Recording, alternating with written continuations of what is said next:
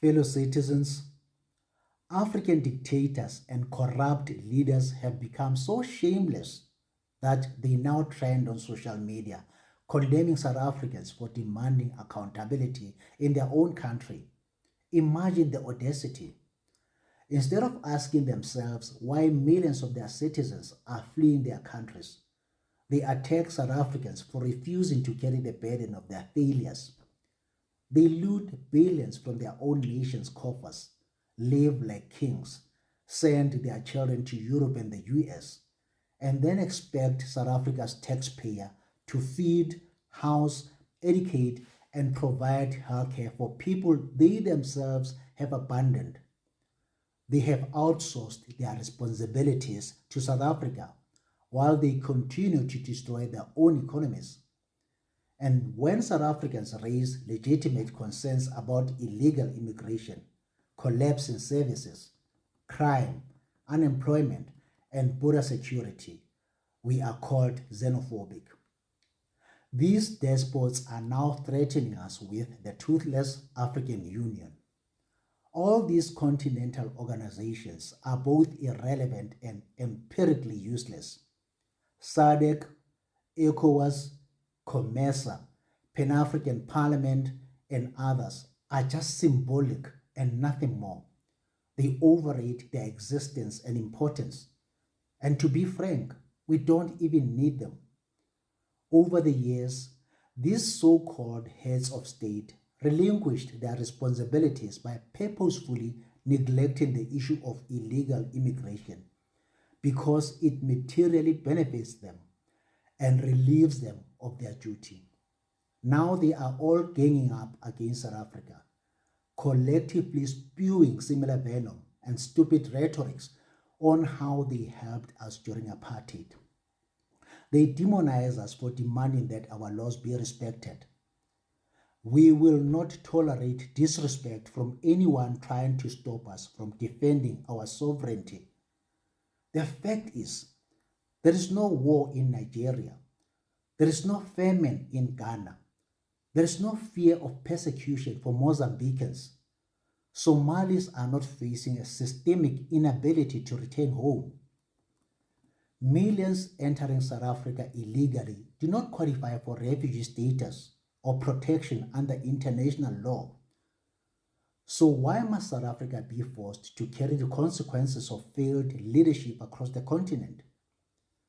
Every sovereign nation has the right to protect its borders and enforce its immigration laws. The US does it. Europe does it. Asia does it. The Middle East does it. All other African states also do it. But when South Africans demand the same, suddenly we are treated as criminals in our own land. We are harboring unidentified fugitives who fled their countries to avoid being arrested. Murderers, rapists, serial killers, pedophiles, drug lords, and human trafficking kingpins, all of whom constitute a threat to South Africans. No wonder our crime rate has skyrocketed to these levels. And the painful truth is, this crisis did not happen accidentally. There is no way that so many people can illegally enter our borders without being detected. The biggest catalysts are corrupt politicians facilitating this to safeguard their business interests beyond our borders.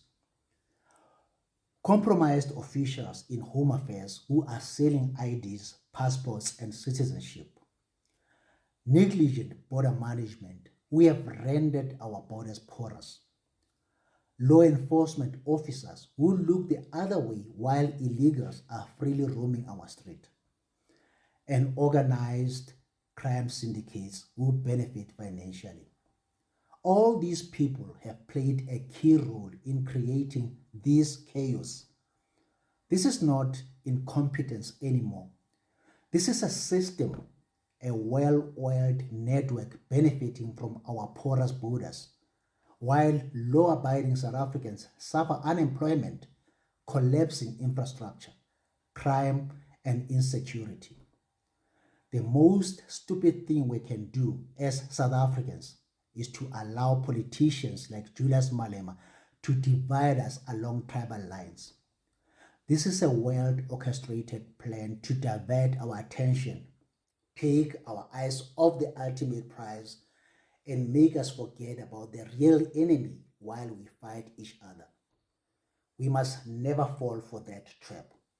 This is an old trick of divide and rule, mostly used by oppressors on the oppressed. As South Africans, we must remain focused, organized, and fearless. If ordinary citizens do not defend this country, nobody else will.